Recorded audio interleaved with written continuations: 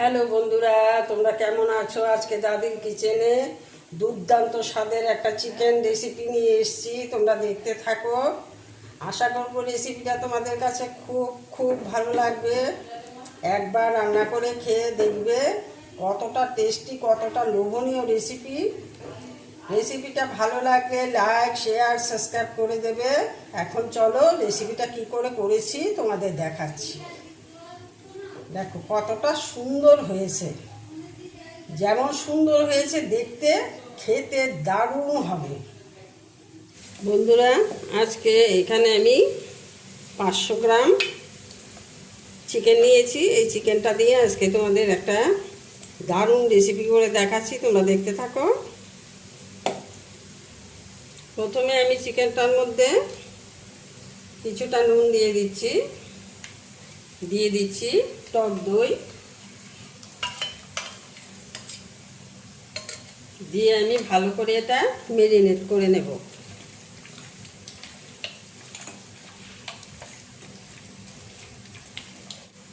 কিছুটা সময়ের জন্য এটা ঢাকনা দিয়ে দিচ্ছি। এখন উনানে একটা কড়া বসিয়ে দিয়েছি।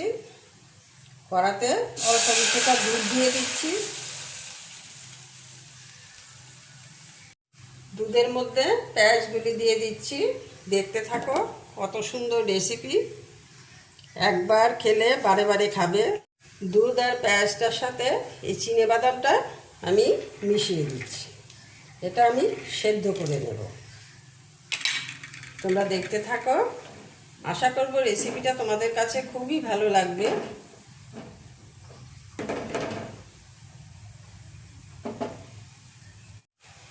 দুধের সাথে পেঁয়াজটা আর চিনেবাদামটা আমার সেদ্ধ হয়ে গেছে। এখন নামিয়ে নেব। নামিয়ে ব্লেন্ডারে পেস্ট করে নেব। উনানে কড়াটা বসিয়ে দিয়েছি। এখন দিয়ে দিচ্ছি সাদা তেল। এই রান্নাটা আমি সাদা তেলেই করি। তেলটা আমার গরম হয়ে গেছে। এখানে এলাচি, দারচিনি, লং আর তেজপাতা দিয়ে দিচ্ছি।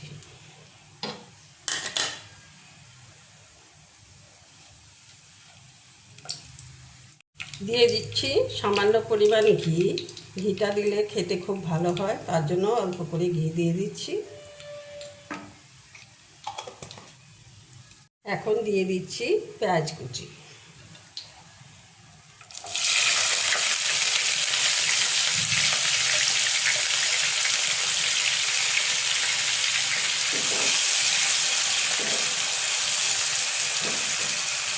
পেঁয়াজ কুচিটা দিয়ে একটু ভালো করে ভেজে দেব।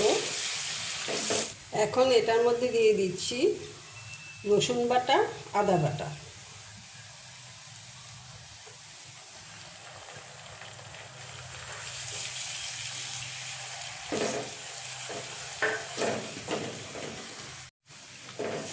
রসুন আর আদার গন্ধটা চলে গেছে। এখন দিয়ে দিচ্ছি লঙ্কা গুঁড়ো, ধনে গুঁড়ো। তোমরা কাঁচা লঙ্কা দিয়েও করতে পারো। আমি এটার মধ্যে লঙ্কা গুঁড়ো ব্যবহার করলাম, খুব বেশি না, অল্প করে। ধনে গুঁড়ো আর লঙ্কা গুঁড়ো দেওয়ার পর সামান্য একটু জল দিয়ে দিচ্ছি। জলটা দিয়ে এটা ভালো করে কষিয়ে নেব। কষানোটা আমার হয়ে গেছে, তেল ছাড়তে শুরু করেছে। এখানে দুধ দিয়ে পেঁয়াজ আর বাদামটা আমি সেদ্ধ করে নিয়েছিলাম, এটা পেস্ট করেছি, এটা এখন দিয়ে দিচ্ছি।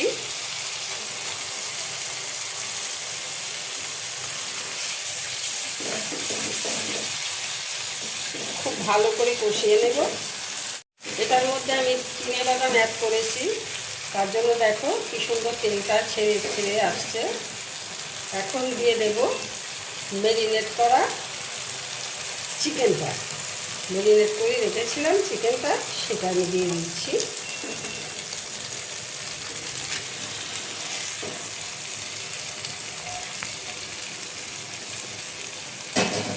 মশলার সাথে ভালো করে মিশিয়ে নেব।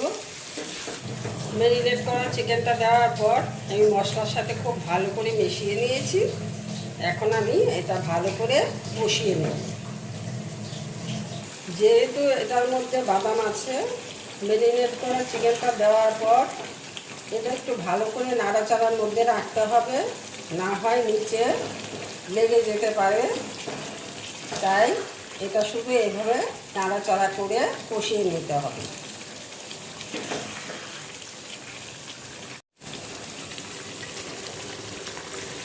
তোমরা দেখেই বুঝতে পারছো কতটা টেস্টি, কতটা সুস্বাদু হবে। একটা কথা কি জানো, রান্না দেখলেই বোঝা যায় কোন রান্নাটা কতটা টেস্টি হবে।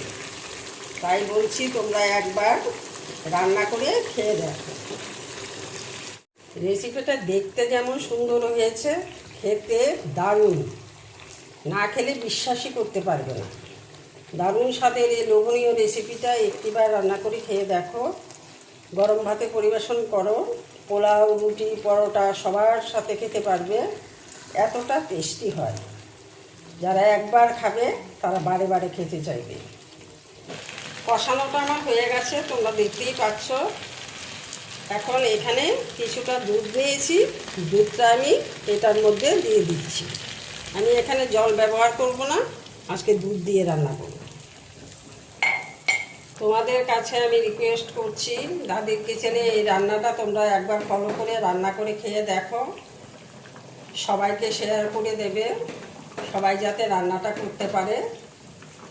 আমাকে কমেন্টে জানিয়ে দেবে কতটা লোভনীয় রান্না। এটার মধ্যে আমি সামান্য কিছু চিনি ব্যবহার করছি, একদম অল্প করে। তোমরা এইভাবে চিনিটা ব্যবহার করবে। যে কোনো রেসিপিতে ব্যালেন্স আনার জন্য অল্প করে একটু মিষ্টি ব্যবহার করতে হয়, তাই আমি এখানে অল্প কিছুটা চিনি ব্যবহার করলাম। এখানে আমি আস্তা কিছুটা কাঁচা লঙ্কা ব্যবহার করছি।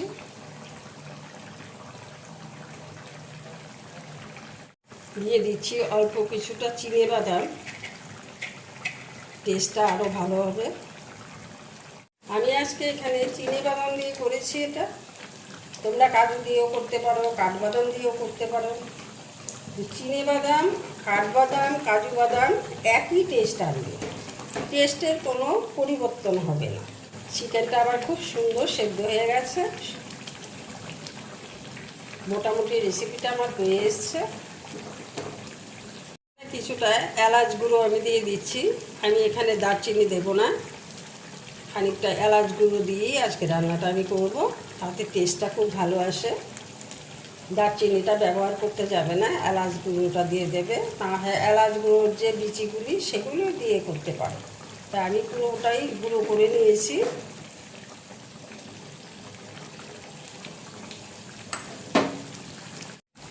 আমার ঘরে অল্প কিছুটা বেরেস্তা ছিল, বেরেস্তাটা আমি দিয়ে দিচ্ছি, তাতে টেস্টটা আরও ভালো আসবে।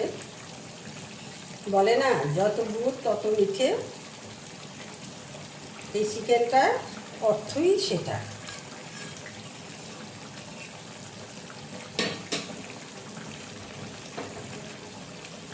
আজকে রান্নাতে আমি জিরে, হলুদ ব্যবহার করিনি, তোমরা দেখতে পেয়েছো।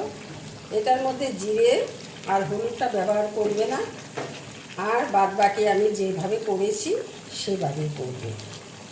রান্নাটা আমার হয়ে গেছে। আজকে রেসিপিটা এখানেই শেষ করছি। তোমরা ভালো থেকো, সুস্থ থেকো, এভাবে একটিবার রান্না করে খেয়ে দেখো। টাটা।